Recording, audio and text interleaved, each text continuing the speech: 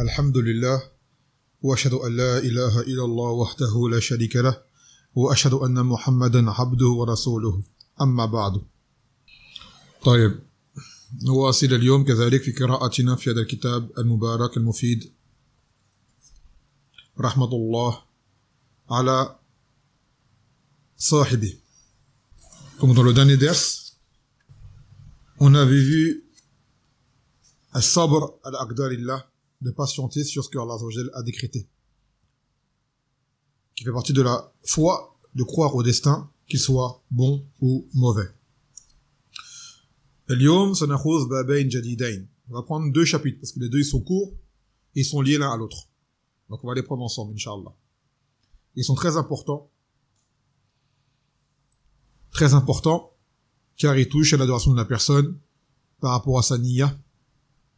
Et c'est une chose à laquelle tout le monde est exposé, mais très peu y font attention et très peu se battent pour le repousser. Il s'agit de l'ostentation, un riya.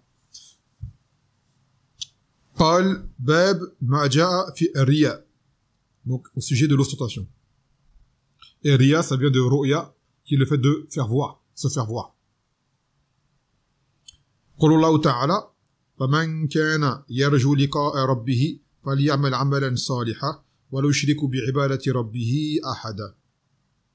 Et celui qui espère la rencontre de son Seigneur, alors qu'il œuvre dans le bien et qu'il associe dans l'adoration à son Seigneur personne. Donc là, on va en parler de ça. Un riya qui est de faire des actes et de se faire voir par ses actes. De chercher autre que la récompense d'Allah par ses actes. Et ces actes qui, à la base, sont ceux qui reviennent à Allah Azza wa Jal. Après, il y a des actes de dunya, riya dedans, ma yadur. Ça reste quand même une mauvaise intention. Mais lorsque ça joue, donc ça touche à l'adoration, là, on rentre dans le shirk. Car la plupart des gens, ce qu'ils font, c'est riya. Les gens qui sont dans les domaines publics, les personnalités médiatiques, c'est de riya qu'il y a derrière. Croyez pas que ces gens-là, ils soient sincères dans ce qu'ils font. Il y a toujours ce côté de notoriété à chercher. Que ce soit dans la politique, que ce soit dans le côté artistique, que ce soit dans le côté tout ce qui est visible, ça amène une notoriété auprès des gens. Après, là, on parle de celles qui touchent à l'adoration. Donc, on y voit à travers ce verset que celui qui espère rencontrer Allah Azza wa Jal, c'est-à-dire le rencontrer d'une rencontre réjouissante, car on va tous le rencontrer. Mais il y a ceux qui seront bien accueillis et ceux qui seront mal accueillis. Et ceux qui seront bien accueillis, ce sont les croyants sincères. Les muwahhidoun, et qui plus est, ceux qui auront commis le moins de péchés possible. Car parmi les muwahhidoun, certains, malheureusement, commettent des erreurs, commettent des grands péchés. D'où ils auront l'avantage d'avoir la shafa'a du Nabi sallallahu alayhi wa sallam. Mais d'autres, du fadlillah ta'ala, seront directement honorés pour leur istiqama en ce bas monde. Donc celui qui espère cette rencontre avec son Seigneur et une rencontre réjouissante qui lui permettra d'aller au Jannah, alors qu'il œuvre dans le bien, il fasse des bonnes œuvres. Et ces œuvres, il les fait que pour Allah. C'est pour ça qu'il dit qu'il n'associe dans l'adoration à son Seigneur personne. C'est-à-dire ces œuvres pieuses qu'il accomplit, il ne les fait qu'en dans le but d'obtenir l'agrément d'Allah Azza wa Jal. Et ça, c'est un bab qui est très dangereux.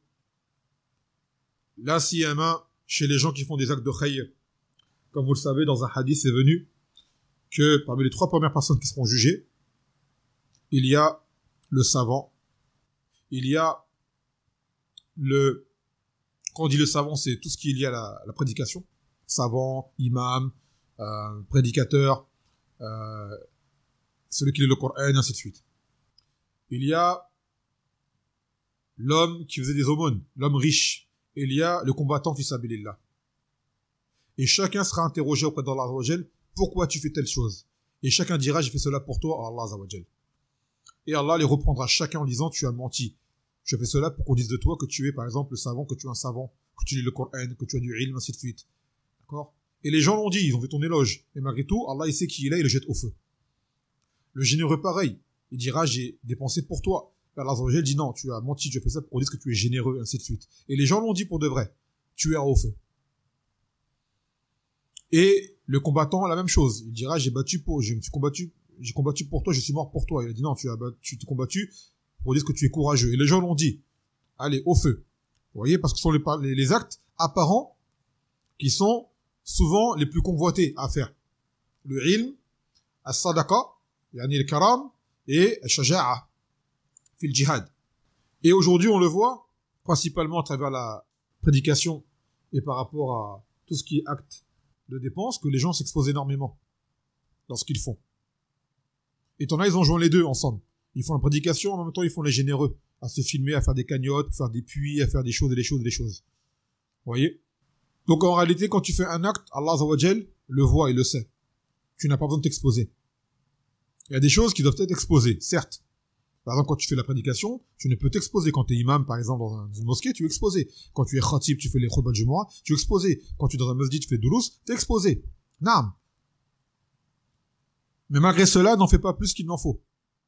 Et ne cherche pas à t'exposer encore plus qu'il ne le faut. Car quand bien même tu partirais sur une bonne niya, celle-ci, elle peut changer. Avec le succès, avec les éloges des gens, et ainsi de suite. Et ça monte vite à la tête. Et ça mène à quoi? À corrompre ta niya. Et à finir par corrompre tes actes. Et également quand tu fais des aumônes. Dans le Coran, elle a dit In tufu sadaqa fa khayrun lakum wa in tubduha wa tu'tuha al-fuqara fa khayrun lakum. Si jamais vous cachez les sadaqa, ça c'est laquelle? C'est la sadaqa qui est surrogatoire. Quand tu l'as fait en discrètement, c'est mieux. Mais quand tu l'as fait apparaître, ça c'est la zakat qui est obligatoire. Pour la montrer, pour inciter les gens à faire de même. Donc là, il y a des choses qui doivent être faites apparentes. Par exemple, aller à la salat 5 fois par jour, c'est apparent quand tu vas au masjid. C'est une chose qui est apparente. C'est pas ostentatoire, c'est une adoration, c'est une règle. Tu dois le faire. Quand tu vas faire ton hajj, quand tu vas faire ta umrah, c'est apparent. Mais est-ce que tu as besoin de mettre sur les réseaux, t'afficher? T'as pas besoin de le faire. Tu n'en as pas besoin. C'est entre toi et ton Seigneur. Quel besoin as-tu de t'exposer en ihram, ou en train de faire le dua devant la Kaaba, en train de tourner... C'est quoi ton besoin? C'est pour les gens. Donc, tu cherches à quoi? À te montrer en adoration. Et cette chose-là, elle est très dangereuse qu'elle la rend ton adoration invalide. Elle la rend invalide. Car à ce moment-là, tu auras fait une chose qui revient à Allah Azza wa Jal, et tu l'auras exposé aux créatures dans ce qui n'est pas nécessaire. Et bien évidemment, les gens vont tout le temps dire, Ma'ashallah, Subhanallah, Allahu Akbar, ah, c'est trop bien, oh, je t'envie, ainsi de suite. Et ça, on n'en a pas besoin. Et malheureusement, cette niya de Riya amène à ce que tes œuvres soient annulées. Donc, faut faire très attention dans ce domaine-là. Très attention. Et ce Riya rentre dans le shirk, qui peut être akbar et qui peut être asghar. Et le akbar, c'est le fait de faire, comme c'est le cas par exemple des munafiqoun, qui laissent apparaître l'islam et qui cachent le kufr en eux. C'est-à-dire ils font apparaître qu'ils sont musulmans pour les gens, pas pour Allah. Et au fond d'eux, ils renferment le kufr. Fahimtum? Donc ça c'est, comme قال Allah, يراؤون الناس. إذا قاموا للصلاة قاموا كسالى يراؤون الناس. Lorsqu'ils vont à la salat, ils les font avec paresse pour se montrer aux gens. Ils n'y vont pas pour Allah au masjid, ils y vont pour les gens, pour que les gens pensent que ce sont les musulmans. Donc là, à travers ce verset, Allah Azza wa Jal nous informe et nous avertit et nous met en garde de ce poison qui est une chose à laquelle, comme on l'expliquait, nous sommes tous exposés. Et il y a celui qui s'y complaît, il y a celui qui le repousse. Celui qui s'y complaît et celui qui le repousse. À travers ce verset, dit l'auteur parmi les fawaïd, anna shart qaboul al-amal al-ikhlas lillah wal mutaba'a li rasoul sallallahu alayhi wa sallam. Que parmi les conditions d'acceptation de l'acte, c'est que tu sois sincère pour Allah et que ton acte soit en conformité avec la sunna du Nabi sallallahu alayhi wa sallam. Donc l'ikhlas, quand tu fais un acte en cherchant autre que Allah Azza wa Jal, ton ikhlas, il a été corrompu. Et de là, ton acte peut se voir rejeté totalement.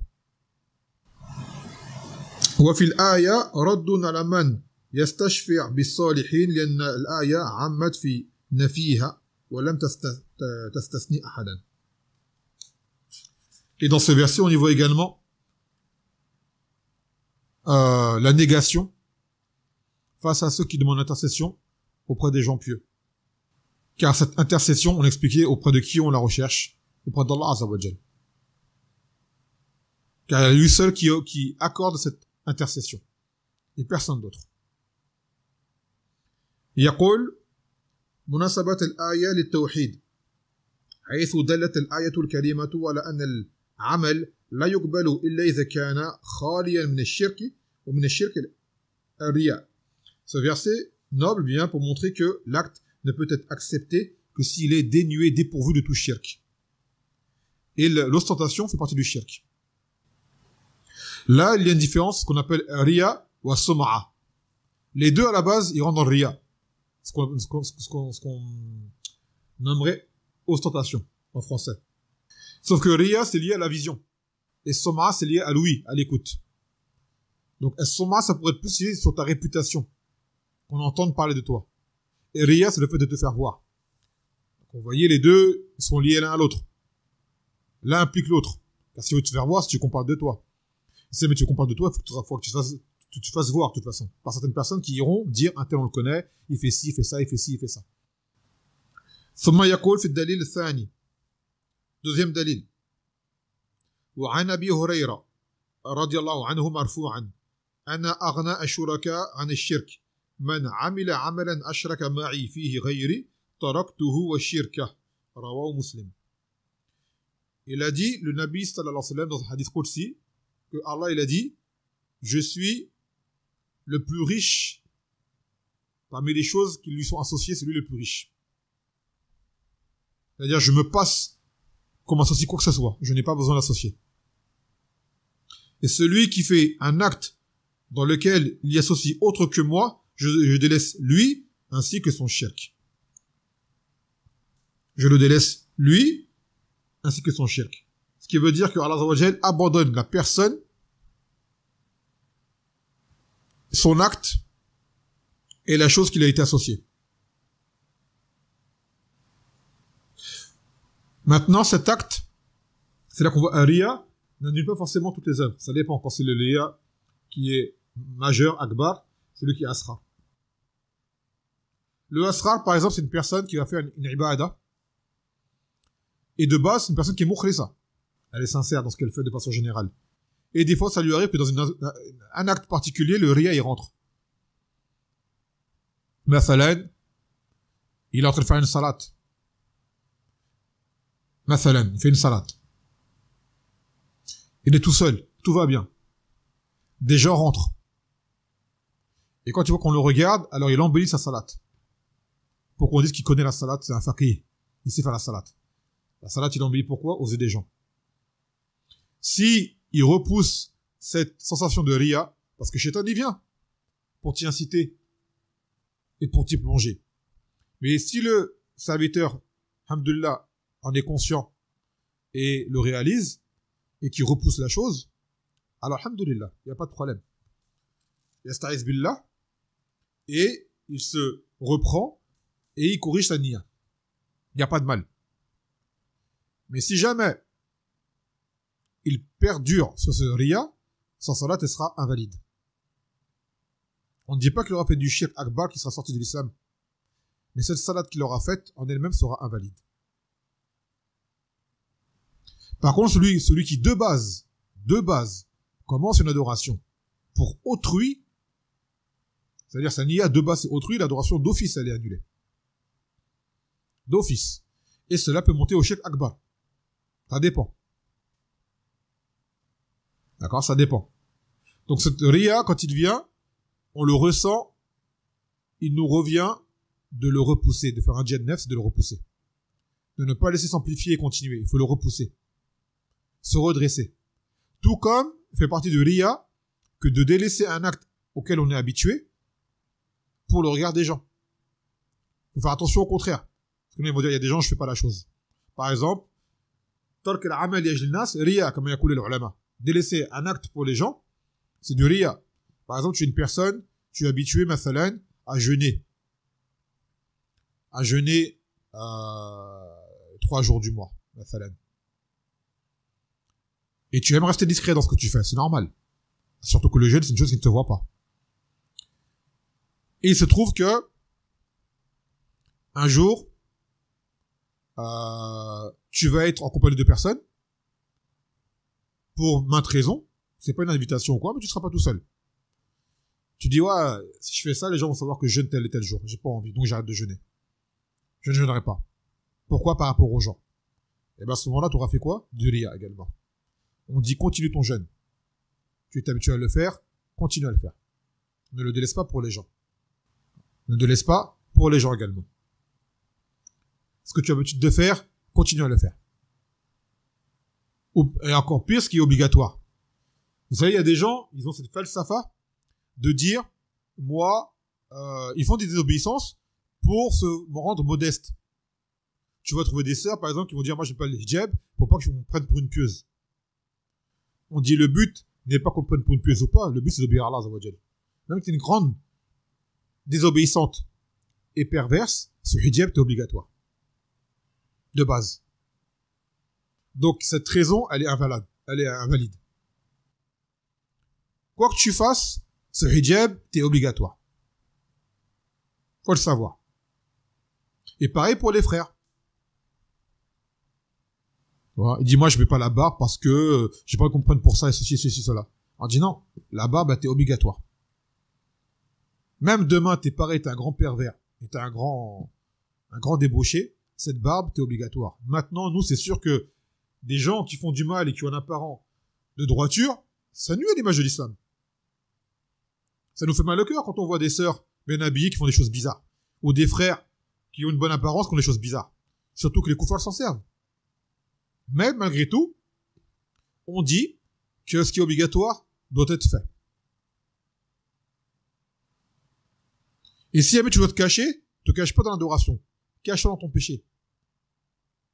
Si jamais il y a quelque chose à cacher et à délaisser, c'est le péché, c'est pas l'obéissance à Allah Azza wa Jal. C'est pas le hijab qu'il faut délaisser, c'est le péché qu'il faut délaisser et garder le hijab. C'est pas la barbe qu'il faut raser, c'est les péchés qu'il faut délaisser et garder ta barbe. Donc là, c'est Shaitan qui joue avec toi. Pour justifier le péché. Pour dire, je veux pas qu'on me prenne pour quelqu'un de bien. Quelqu'un que je ne suis pas. On te dit à la base, tu dois t'efforcer d'être quelqu'un de bien. Autant que tu peux. C'est un ordre d'Allah Azza wa Jal de délaisser les péchés, de s'efforcer le mieux possible. Donc ne pas laisser Shaitan jouer avec nous, avec ce genre de théorie qui ne tiennent pas debout. Donc là on voit à travers ce hadith que celui qui fait du riya, son acte, et qui perdure dessus, son acte est délaissé. Et ça revient au hadith, innamal a'mal binniyat, que les actes ne valent que par les intentions. Donc quand ton intention n'est pas pour Allah Azza wa Jal, ton acte n'est pas accepté.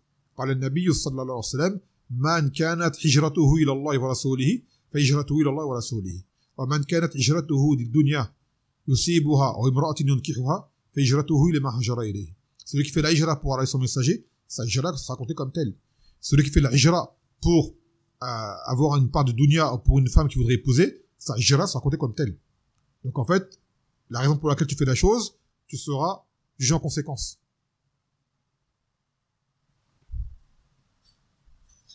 يقول الفوائد من هذه الآية.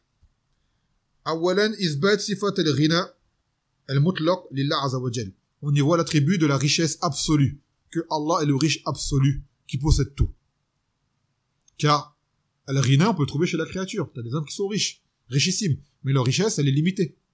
Ils ne possèdent pas tout. Et elle n'est que matérielle, alors qu'Allah Azza wa Jal a la richesse absolue. Il possède tout. Il possède les riches et leur argent.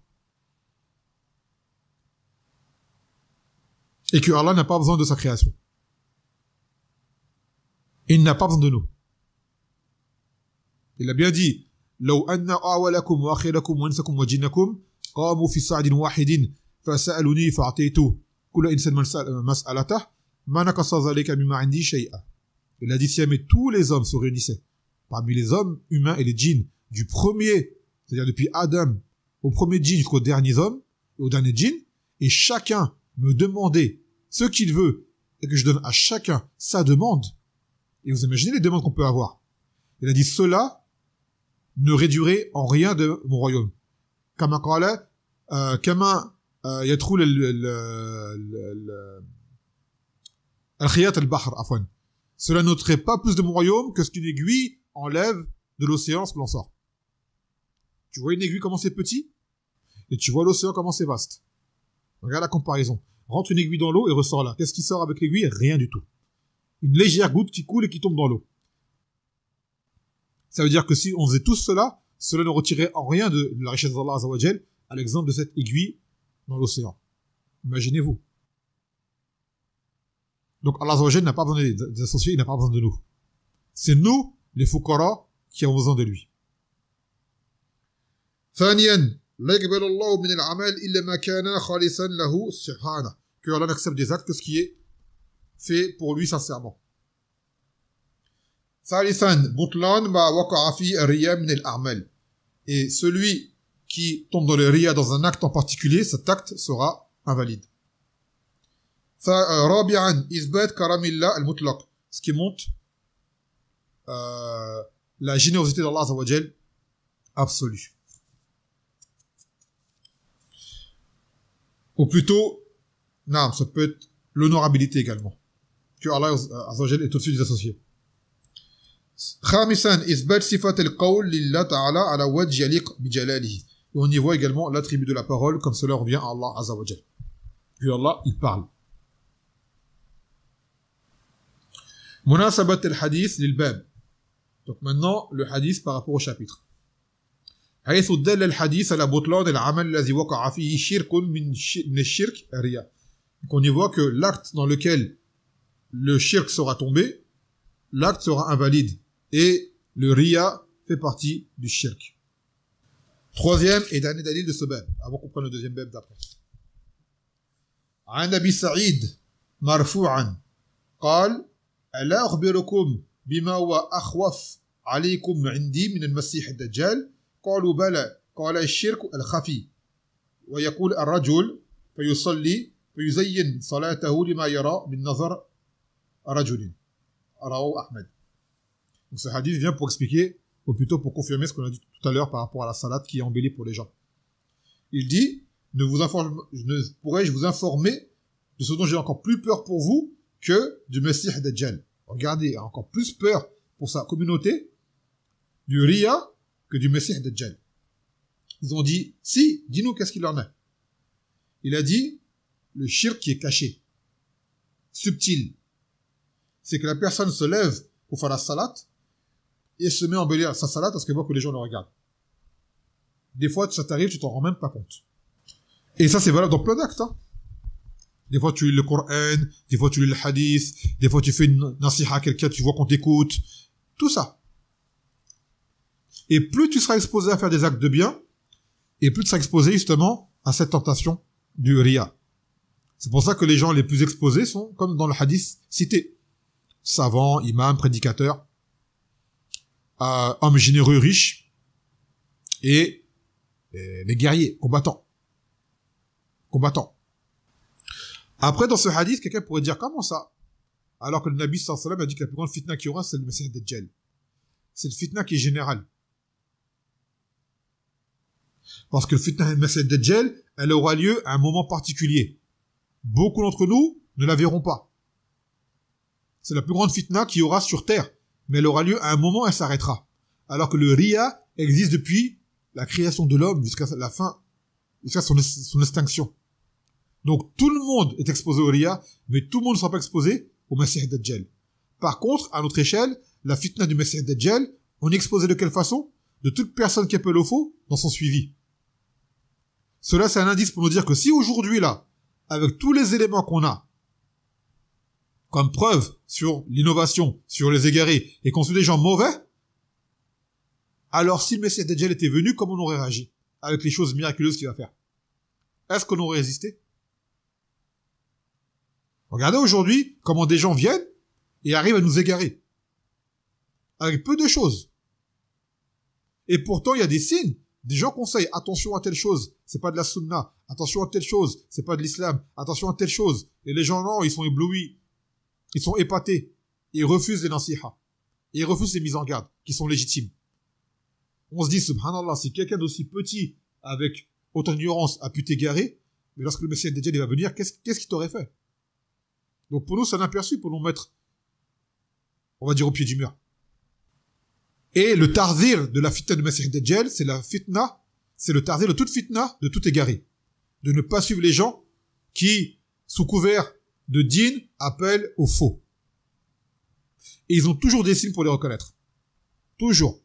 Après, il y a ceux qui s'en rendent compte, qui font attention, et il y a ceux qui sont négligents, qui sont inattentifs, qui se font avoir. Malheureusement. Et les gens du faux sont plus nombreux que les gens du vrai. Comme Allah Ta'ala, si jamais tu suis la plupart des gens qui sont sur terre, ils t'égareront du statut d'Allah Azza wa Jal. Donc, une fois de plus, on le répète, ne soyez pas leurrés par le grand nombre de suiveurs ou d'abonnés ou de choses par rapport à une personne qui appelle l'islam. Le Messie Dajjal aura encore plus de suiveurs que eux. Si le Messie Dajjal avait un compte sur les réseaux sociaux, je sais même pas s'il y aura assez de chiffres pour montrer le nombre d'abonnés qu'il va avoir. Et le nombre de partages de ce qu'il ferait qu'il pourrait avoir. Donc ne soyez pas leurrés par ce genre de choses. Ça n'a aucune valeur en religion. Mais si cette chose-là, ce grand nombre est sur la vérité, alors oui, c'est une bonne chose. C'est une bonne chose. يقول الفوائد الأسلوب الاستجوابي من أساليب الإسلام. Donc le procédé interrogatoire est un procédé islamique. Lorsque le Nabi sallallahu alayhi wa sallam pose une question, lorsque l'enseignant pose une question à l'élève, pour l'éveiller et pour le captiver. D'accord? Ça c'est une bonne chose. J'aurais aimé le faire avec vous, mais comme on est à distance, c'est pas possible. On peut pas communiquer directement. Mais quand tu aurais, par exemple, un présentiel sur place, c'est une bonne chose à faire. ثانيا شفقة النبي صلى الله عليه وسلم وحرصه عليهم. Ce qui montre la compassion du Nabi sallallahu alayhi wa sallam et son souci pour sa communauté. ثالثا شدة خطر الرياء على صاحبه لخفائه وعسر التخلص منه وقوة الداعي إليه. Ce qui montre le grand danger de l'ostentation sur la personne car il est très subtil. Ce n'est pas tout le monde qui arrive à le déceler. Il est difficile de s'en délier également car c'est une chose qui est très attirante, très tentante. رابعا بيان خطر المسيح الدجال والتحذير منه. Ce qui montre également le danger du Messie Dajjal et la mise en garde à son encontre. L'avertissement de sa venue. يقول مناسبة الحديث الباب, la relation du hadith par rapport au tawhid plutôt. Le bab c'est le tawhid. حيث دل الحديث على أن النبي صلى الله عليه وسلم أخوف ما يخاف علينا الشرك الخفي وهو الرياء لما يجب اجتنابه والحذر منه. Ce hadith vient pour montrer que le Nabi sallallahu alayhi wa sallam, la chose dont il avait le plus peur pour nous, c'était un riya. D'accord? C'est le shirk khafi. C'est le shirk qui est caché. Et c'est pour ça qu'il nous est obligatoire de l'éviter, de s'en éloigner autant que possible. Tout ce que tu peux faire dans la discrétion, fais-le. Par exemple, le Nabi sallallahu alayhi wa sallam, il a dit que le meilleur endroit pour l'homme pour la salat surrogatoire, c'est chez lui. Parmi les causes, éviter le riya, justement. De se montrer. Tout ce que tu peux faire qui est censé être entre toi et Allah non-voyant, essaye de le rendre discret. Ce qui doit être fait publiquement, fais-le publiquement. Quand il y a des règles, quand il y a des limites, quand il y a des temps précis, des rites particuliers, là, il n'y a pas de problème. Fais-le. Mais tout ce que tu peux faire comme surrogatoire, étant à l'abri des regards, fais-le, c'est mieux pour toi. Mais, comme on a dit tout à l'heure, si jamais tu es amené à le faire, ne le délaisse pas pour les gens. Continue si jamais c'est ton habitude. Continue à le faire. طيب الباب الثاني باب من الشرك إرادة الإنسان بعمله الدنيا. Qui fait partie du shirk que la personne cherche à travers ses actes la dunya. Elle cherche la dunya. Elle cherche un rang auprès des gens. Elle cherche de la notoriété. Elle cherche des éloges. Elle cherche une fonction peut-être. Elle cherche de l'argent. Elle cherche l'amour des gens. Tu verras des hommes chercher à pouvoir séduire des femmes ou des femmes séduire des hommes et ainsi de suite. Il y a un qasd dunyawi derrière. Il y a un intérêt mondain derrière à travers des actes de religion. يقول الله عز وجل من كان يريد الحياة الدنيا وزينتها نوفي إليهم أعمالهم فيها وهم فيها لا يبخسون. أولئك الذين ليس لهم في الآخرة إلا النار وحبط ما صنعوا فيها وباطل ما كانوا يعملون. Ceux qui veulent la vie de ce bas monde avec sa parure, nous leur donnerons ce qu'ils ont voulu sans qu'il n'en soit diminué.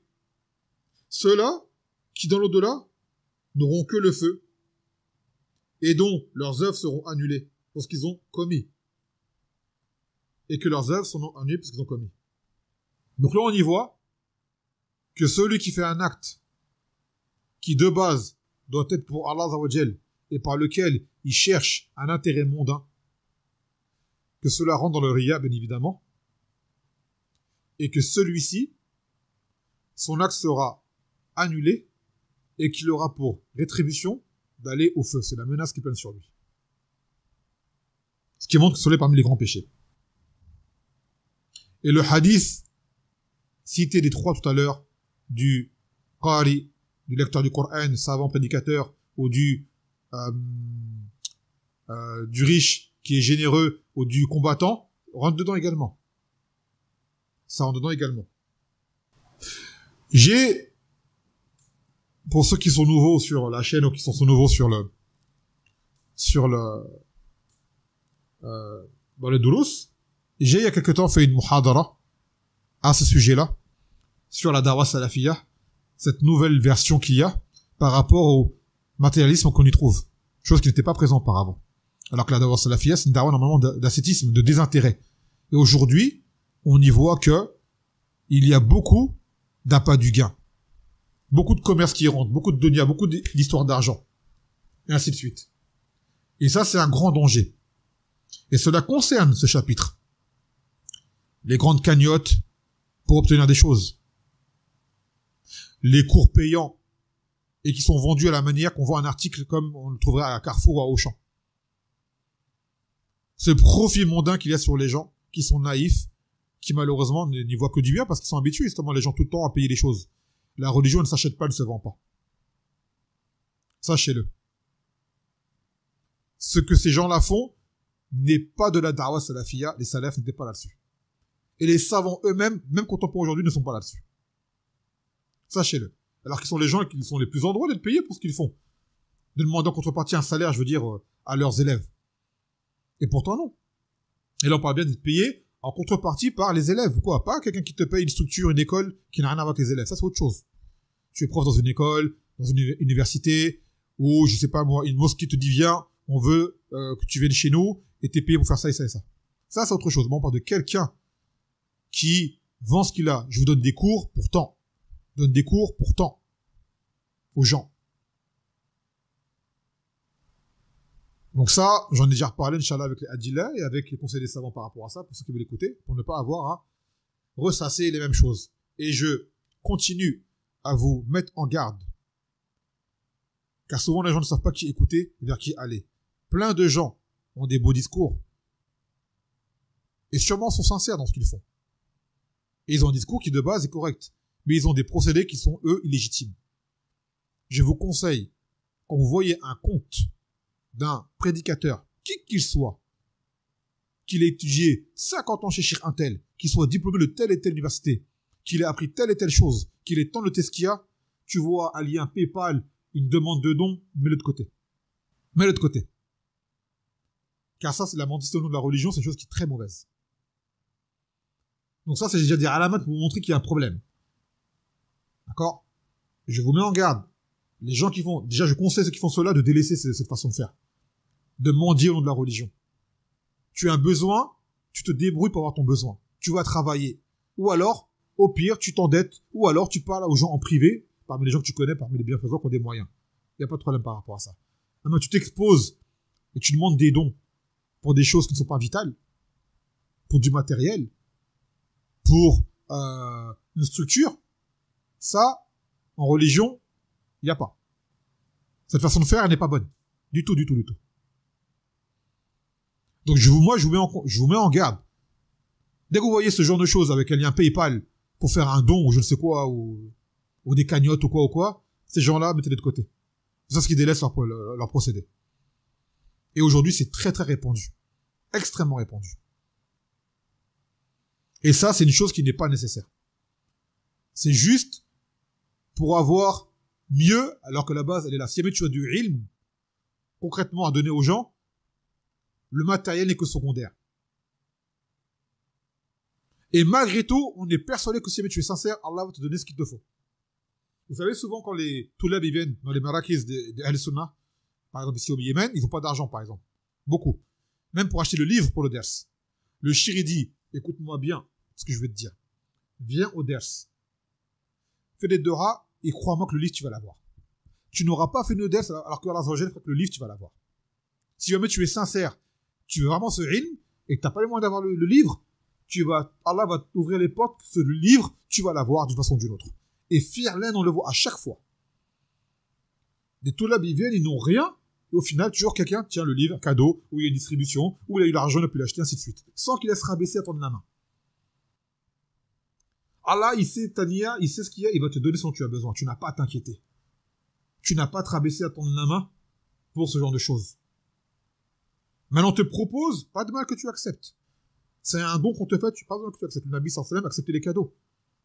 Et une fois, le Nabi sallallahu alayhi wa sallam a donné un don à Omar, et Omar a dit, donne-le à qui est plus en besoin que moi. Il a dit, prends-le, et si jamais tu n'en as pas besoin, donne à qui tu veux. Mais toi, le cadeau ou le don qu'on te fait, prends-le. Tu ne l'as pas demandé, et tu ne l'as pas cherché. Prends-le. Il n'y a pas de mal par rapport à ça. Mais tu tends la main pour demander, donnez-moi ça, j'ai besoin de telle chose, pour telle chose, et soi-disant pour vous, pour les on va dire, les auditeurs. Ça, c'est de l'abus, comment dirais-je, c'est de l'abus de confiance. Ils abusent de votre confiance, ces gens-là. Et si vraiment tu es sincère, prends ton argent et va acheter toi-même ton matériel. Fils Abilillah.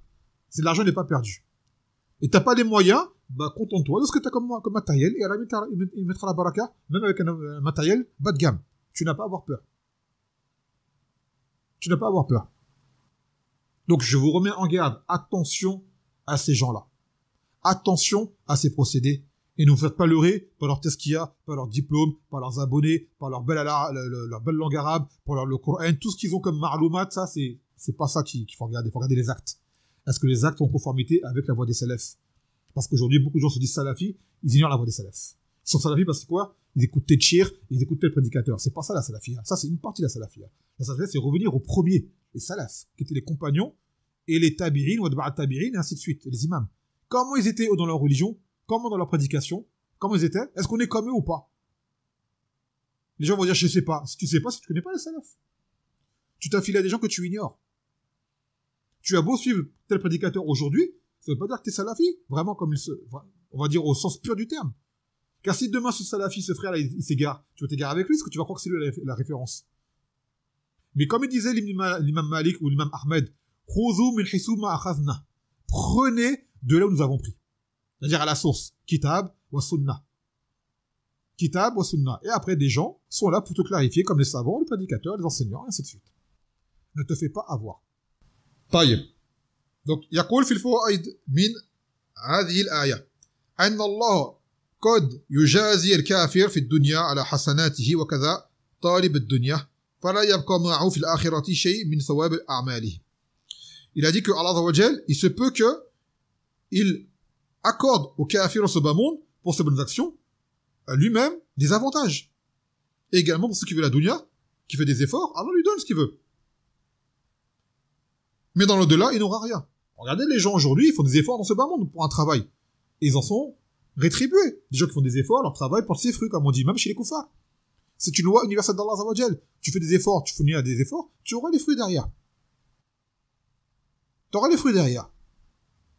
Mais, c'est quoi ton but dans ces efforts que tu fournis? C'est ça la question. T'as des gens, ils font, dans Talab al-Ilm, un grand ijtihad.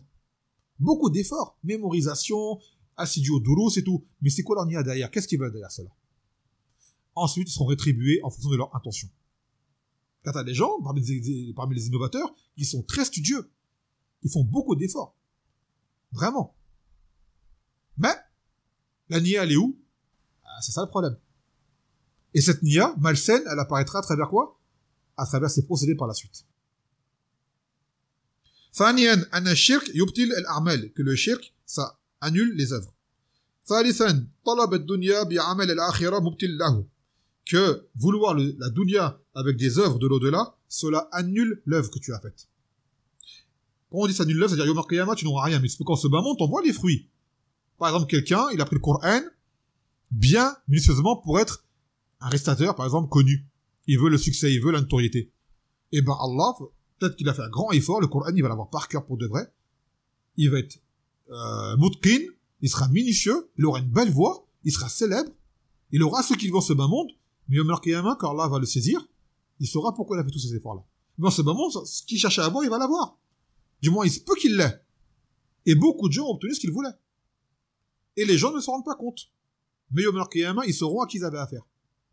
Et il y a des gens qui ont une firasa, ce qu'on appelle le sens de la physionomie, qui arrivent à voir un petit peu chez les personnes qui sont un petit peu trop intéressées par le bas monde. Il y a des signes qui se décèlent chez certaines personnes.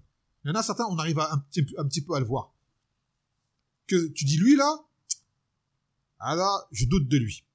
Mais bon, on laisse et les œuvres, on finit par montrer à qui on a affaire. رابعا كل عمل لا يقصد به وجه الله فهو باطل. Toute œuvre, et là on parle de œuvre pieuse, d'œuvre religieuse, par laquelle ce n'est pas le visage d'Allah qui est voulu, tout cela sera invalide. Imaginez-vous le nombre d'actes que Satan a pu faire. Et au Qiyamah, ce serait que de la poussière. Des livres qui ont été écrits. Des doulous qui ont été faits. Des tarawih qui ont été faits. Des khutab de Jumu'ah qui ont été faites. Des voyages qui ont été faits. Des hajj qui ont été faits. Des umrah qui ont été faits. Des aumônes qui ont été faites.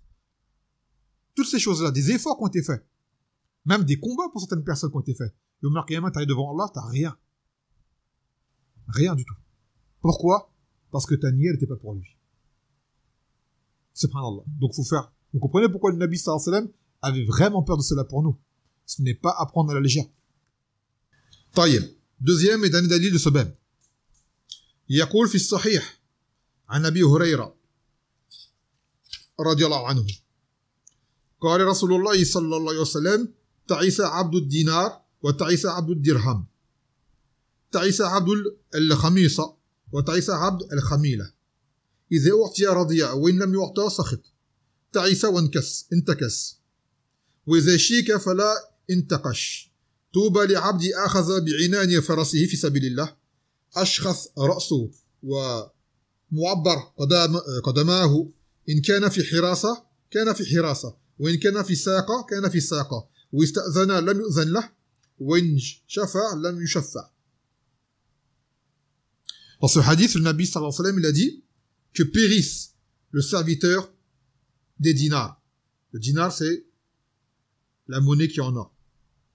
Que périsse le serviteur des dirhams. Le dirham, c'est la monnaie qui est en argent. C'était la monnaie de leur époque. Donc en fait, c'est que périsse la personne qui habite d'argent. Qui est le serviteur au service de l'argent. Également, Tarissa Abd el-Khamisa. El-Khamisa, c'est une étoffe. Un tissu précieux. Tarissa Abd el-Khamila. El-Khamila, également, c'est une forme de vêtement somptueux. Donc en fait, c'est la personne qui est matérialiste au service de ce genre de choses. Lorsqu'on lui donne, il agrée. Lorsqu'on ne lui donne pas, il se met en colère. Taïsa ou intakas. Qu'il périsse et qu'il rechute. À la base, intakas, c'est une personne qui tombe malade et qui retombe malade. Donc là, le Nabi sallallahu alayhi wa sallam a fait un doua contre lui qui rechute encore à cette personne-là. Et que lorsque il a fait un doua, que lorsqu'il sera dans le besoin, que personne ne l'aide. Parce qu'il a dit, c'est-à-dire si par exemple le terme c'est si jamais une épine vient rentrer dans son pied que personne ne le retire, qu'à la face que personne ne le retire, c'est-à-dire qu'il subit son mal. Après il a dit Touba là-bas c'est soit le Jannah ou soit un arbre qui est au Jannah, c'est-à-dire qu'Allah le Nabi sallam annonce cela à une personne. Quel est-il? Celui qui aura pris les rênes de son cheval sur le sentier d'Allah Azza wa Jal, pour Allah avec la bonne niya, avec les cheveux empoussiérés, ébouriffés, et les cheveux, les pieds empoussiérés. C'est-à-dire que c'est une personne, elle est tellement investie dans ce qu'elle va faire qu'elle ne prête pas attention à son apparence, elle n'a pas le temps. Quand quelqu'un il part pour un djihad fi sabilillah, il n'a pas le temps de se coiffer, il n'a pas le temps de se dépoussiérer, il va au combat. À quoi ça lui sert d'être propre sur lui? Il va se salir dans ce qu'il va faire de toute façon. Donc il ne fait pas attention à ça. Lui ce qu'il veut c'est aller tout droit pour Allah Azza wa Jal. Il dit cet homme-là lorsqu'il fait la garde, il fait rien d'autre. Son travail, il le fait sérieusement, jusqu'au bout. Et s'il est en retrait derrière les troupes, on lui dit, toi, tu restes derrière, il reste derrière. Il fait son travail sans rien attendre de plus. Et il le fait pourquoi? Pour Allah Azza wa Jal. Pas pour le salaire qu'on lui donne ou quoi. Pour Allah subhanahu wa ta'ala. Et c'est une personne, lorsqu'elle demande la permission, on ne lui accorde pas. Et lorsqu'on lui demande une intercession, on ne lui accorde pas. Pourquoi? C'est une personne, en fait, qui est tellement désintéressée, elle ne cherche pas à connaître les gens qui ont du rang, des gens connus ou quoi. Il est dans son coin discret, personne ne le connaît. Pas grand monde. Car ce qu'il fait, il le fait pour Allah Azza wa Jal, pas pour les gens. Vous comprenez? Il n'est pas intéressé. C'est pour ça qu'on dit, faire attention quand on fait une da'wa, c'est quoi qu'on cherche derrière. Et en plus, regardez bien, ce hadith vous montre que les gens qui sont les plus sincères et les plus méritants ne sont pas les plus connus. D'ailleurs même, je vais vous dire, de la khibra qu'on a appris dans la da'wa, des connaissances qu'on a eues, quand je vois un prédicateur, par exemple, qui arrive et en peu de temps devient très célèbre très vite, je dis qu'il y a un problème. Ce n'est pas normal que tu sois un salafi qui appelle au tawhid concrètement, qui soit un conseiller concret, qui ordonne le convenable, interdit le blâmable pour de vrai, et que tout le monde t'aime. Ce n'est pas possible. Je n'arrive pas à y croire. Vous comprenez? Donc quand vous voyez quelqu'un qui a trop de succès, regardez bien, même les savants, les ulama, de leur vivant, ils n'ont pas le Kaboul lorsqu'ils sont morts. Aujourd'hui, vous parlez souvent de Cheikh Ibn Uthaymin, Cheikh Ben Baz, Cheikh Al-Albani, Cheikh Mokbil. De leur vivant, c'était pas comme ça. De leur vivant, ces gens-là avaient beaucoup moins de gens autour d'eux. Maintenant qu'ils sont morts, Allah les a élevés. Mais de leur vivant, c'était pas comme ça. Cheikh Mokbil avait beaucoup d'ennemis. Cheikh Al-Albani, il y avait beaucoup de gens qui parlaient sur lui, qui mettaient en garde contre lui. Et qui le calomniaient. Beaucoup, même des gens aujourd'hui qui le vantent. À son époque, ils ont été contre lui. Cheikh Ben Baz, pareil. Il était raconté que des fois, il faisait des muhadara, il y avait que 30 personnes autour de lui. Alors que tu avais des hizbis qui étaient éloquents, qui étaient forts, ils avaient des milliers de personnes autour d'eux. Ça veut dire qu'ils étaient meilleurs que Cheikh Ben Baz? Non. Mais ils avaient un Oussoub qui attirait les gens, ils savaient quoi dire pour attirer les gens et ne pas les faire fuir. Alors que Cheikh Ben Baz disait la vérité, que ça te plaise ou pas, il disait ce qu'il avait à te dire. Et les gens, c'est comme ça. Donc quand tu fais une da'wa, tu dis ce que tu as à dire aux gens, c'est pas tout le monde qui va aimer. Donc moi, je suis étonné de voir des gens qui disent salafi, concrètement, appeler la voix des salafs, et avoir autant de gens qui les aiment. Moi, ça, c'est un truc qui me... Même un savant. Tu vois, un savant, tout le monde l'aime. Il est vivant. Ça, c'est vraiment étrange. C'est peut-être t'as affaire à un savant qui parle pas comme il faut parler, qui met pas en garde contre les gens qui méritent les mises en garde, donc tout le monde l'aime. Il y a des ulama comme ça. Ils sont là, tout le monde les aime. Même les hizbis les aiment. C'est pas normal que les hizbis t'aiment. Que les ikhwan t'aiment. Ou que personne ne te critique, ne dise de quoi que ce soit sur toi. C'est pas normal. Le Nabi sallallahu alayhi wa sallam a été critiqué, a été sali, a été insulté, a été calomnié. Et toi, aujourd'hui, tu viens, tout le monde t'aime. C'est qu'il y a un problème quelque part. C'est qu'il y a un problème quelque part. Donc, attention également à ce succès flagrant et soudain. Attention, c'est une marque que tu vas faire à quelqu'un qui a peut-être une da'wa avec un intérêt derrière et qui va éviter des sujets. Pas pour la maslaha de la da'wa. Pour lui, ce qu'il veut, c'est avoir du monde autour de lui. Être accepté, être aimé, être écouté. Jusqu'au jour où il a du poids, et là, il sent son poison, et comme les gens l'aiment, il n'accepte plus les critiques à son encontre. C'est fini. Trop de succès. Et également, il en profite pour faire des cagnottes, demander de l'argent, et son succès, il s'en sert. Donc, je dis à Kazalik, attention aux personnes qui appellent l'islam, où qu'ils soient, à grand succès, soudain, comme ça. Il y a souvent, comme on dit, anguille sous roche. Car la da'wa nous montre que, même les imams qu'on parle aujourd'hui, l'imam Ahmed de son vivant, il avait beaucoup d'ennemis. Beaucoup d'ennemis. Croyez pas que comme aujourd'hui, même les gens disent, je suis Malik, je suis Hanbalite, tu vois que c'est un Ash'ari, il aurait été à l'époque de l'imam Ahmed, ça aurait été la guerre entre eux. Tu vois plein de gens aujourd'hui qui sont égarés, qui s'affilient à ces imams. Parce que normalement, ils sont morts aujourd'hui. Al-Bukhari, peut-être à part les chiites, tout le monde va vanter le Bukhari. De son vivant, le Bukhari, il avait beaucoup d'ennemis. Il est mort, boycotté le Bukhari. Tout le monde l'avait délaissé avant de mourir. Donc attention à un savant après sa mort et avant sa mort après sa mort. Ce ne sont pas la même vie qu'ils ont eue. Ne vous faites pas leurrer par un savant après sa mort, comme tout le monde son éloge, ce qu'il a vécu de son vivant comme épreuve, et comme affrontement et comme combat. C'était pas la même chose. Il y a des ulama, ils sont morts, ils n'avaient personne avec eux. C'est Allah qui a fait qu'après leur mort, ils ont été élevés. Ils ont été découverts, ils ont été connus. Mais de leur vivant, c'est pas comme ça. Et aujourd'hui, on a des ulama pareils. Ils sont éprouvés. Les gens les délaissent, les critiquent. Après leur mort, les gens sauront qui ils avaient comme hommes. Et ils le regretteront. Ils le regretteront. Et tout le monde fera son éloge. Mais les gens oublient que de son vivant, beaucoup de gens l'ont délaissé, l'ont critiqué. Injustement. Donc là, ce hadith nous informe qu'une personne qui est sincère pour Allah Azza wa Jalla dans ce qu'elle fait, elle cherche pas le succès. Elle cherche pas à se faire remarquer. Elle cherche pas à avoir des connaissances et des réseaux partout, des connexions. Elle fait ce qu'elle a à faire. Quel que soit ce que ça lui rapporte. Car son but n'est pas d'avoir un salaire. Son but, c'est l'agrément d'Allah Azza wa Jalla. Et ça a un prix que beaucoup de gens vont te fuir. Beaucoup de gens vont te fuir. Sachez que Al-Amr bil Ma'ruf wa Nahy anil Munkar, c'est un djihad et c'est les choses qui sont les plus difficiles à faire.